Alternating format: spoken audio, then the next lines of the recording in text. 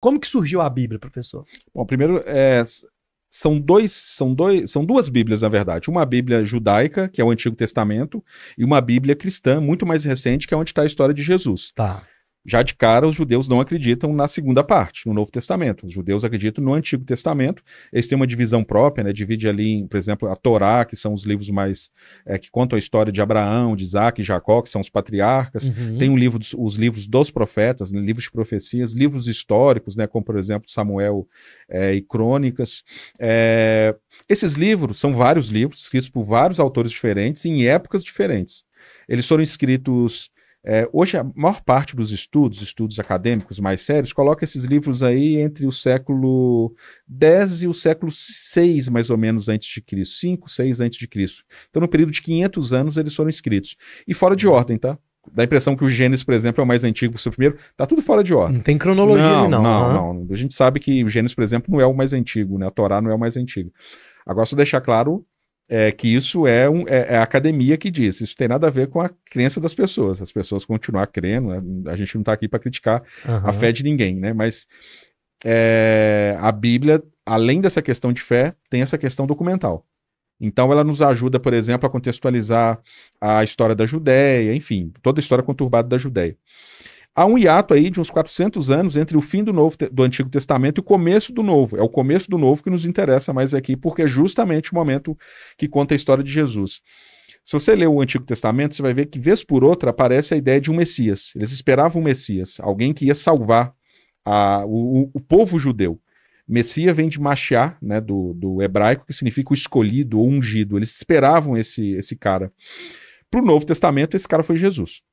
Né? Então, os livros que estão no Novo Testamento são 27. A gente vai ter os 4 evangelhos canônicos, que contam a história de Jesus, seria uma espécie de biografia de Jesus, mas muito diferente das biografias atuais. O Ato dos Apóstolos, que conta a história do começo da pregação depois da morte de Jesus. Depois as cartas, aí a maior parte das cartas são de Paulo, mas tem carta de Pedro, João, Judas, não os Iscariotes, o Tadeu, são homônimos. Judas era um nome muito comum naquela época. E, por fim, o Apocalipse, que contaria ali o que aconteceria no fim do mundo, que, teoricamente, é atribuído a João Evangelista, mas eu, pessoalmente, não acredito nessa atribuição. Os evangelhos foram escritos, aí sim, num período muito mais curto, provavelmente ali num período entre 30 e 40 anos, eles foram todos escritos, todo o Novo Testamento foi escrito nesse período, e eles têm um tempo menor entre o acontecido e o relatado. Então a gente sabe, por exemplo, que Paulo, que é o primeiro cara que escreve sobre Jesus, ele começou a escrever sobre Jesus 20 anos depois da morte de Jesus. E aí, nessa questão dos textos, os primeiros textos lá de Paulo,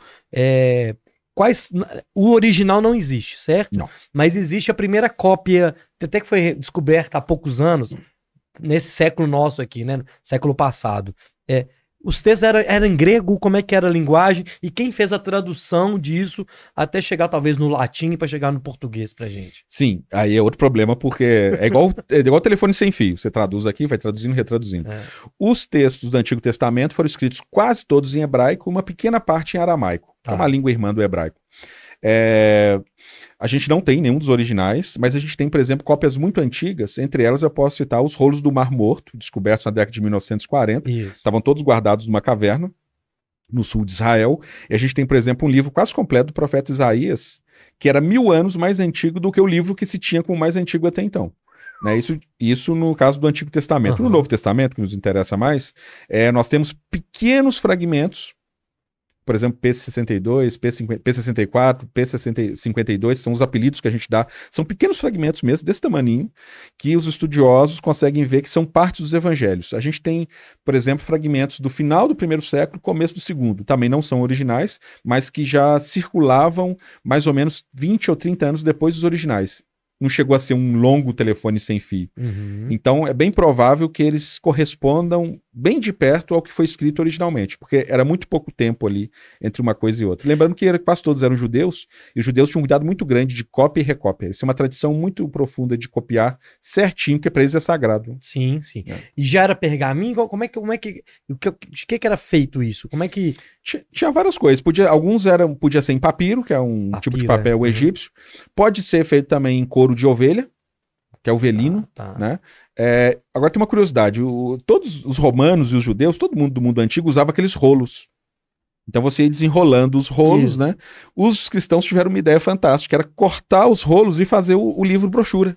São os cristãos que inventam esse livro brochura. Porque como eles pregavam, era muito mais fácil você falar, olha, aqui o profeta Isaías falou isso. Imagina você achar para o cara que você está pregando, onde está o profeta Isaías. Você tem que ficar ali com um rolo de 27 metros, o de Isaías tem, se não me engano, 27 metros, tem que ficar desenrolando aquilo. Assim não, é muito mais fácil. Então esse livro curto, pequeno e prático surge praticamente junto com o cristianismo. E como que foi feita as traduções? Aí a gente entra no problema das traduções. Todo o Novo Testamento foi escrito em grego. Apesar da tradição dizer que Mateus foi escrito originalmente em hebraico, hoje nós temos quase certeza que ele também foi escrito em grego. No século IV, o Papa escolhe um homem culto, um cara chamado Jerônimo de Estridão, que é o nosso São Jerônimo, famoso São Jerônimo, para traduzir a Bíblia para o latim. Então ele pega tantos livros do Antigo Testamento, em aramaico e hebraico, pega o grego, escolhe os livros que tinham que entrar, porque ele meio que seleciona a Bíblia atual, ele que fala que o Novo Testamento tem que ter 27 livros, escolhe ali mais ou menos e traduz para o latim. Ele cria a chamada Vulgata Latina, a tradição da Vulgata Latina. Essa Vulgata é tida pelos católicos como inspirada por Deus, ou seja, ela não tem erros, ela foi inspirada por Deus. Durante séculos a igreja só permitiu que circulasse a Vulgata. Não é à toa que quando houve a Revolução Protestante, quando Martinho Lutero traduziu a Bíblia, o Papa ficou muito chateado com isso, porque só a Vulgata Latina pode ser lida, porque ela teria sido traduzida de forma inspirada por Deus. Hoje nós sabemos que tem erros nela, mas durante muito tempo se acreditou que ela era inspirada por Deus. Caramba! É porque igual o São Jerônimo, né, é um cara muito culto, tem a inspiração divina, né? Mas ele pode ter colocado o pitaco dele, não pode? Não, sabe o que eu quero dizer? Quem conta um conto, aumenta um ponto, professor. Sim. E eu colocaria uma inspiraçãozinha ali, sim. Entendeu? A gente sabe de alguns casos que aconteceu isso, interpolação, que a gente chama isso, interpolações no texto original. No caso de Jerônimo parece que não aconteceu, porque a gente tem alguns códices mais antigos. A gente tem, o primeiro não é o de Jerônimo que traduz e cria o cânon dos 27 livros que a gente conhece hoje do Novo Testamento. Existe, por exemplo, Códices Sinaíticos, o Códice Vaticano, que são livros anteriores, parece que ele não inventou. Ele era um cara assim, tanto que ele é pai dos exegetas modernos, porque ele é dos tradutores. O método, ele cria um método de tradução, inclusive, ele inventa um método, ele vai mesmo para a Palestina, ele não era da Palestina, ele viaja para lá para ter acesso aos escritos originais. Então, eu acho que ele não fez isso, mas outros fizeram. E ao longo dos séculos, especialmente a partir do século XVIII, isso tem sido aos poucos detectado. A gente acha um manuscrito mais antigo e vê, olha, isso que está aqui nesse manuscrito não está no mais antigo, então é uma interpolação. Então, quanto mais antigo, você vai retirando o versículo.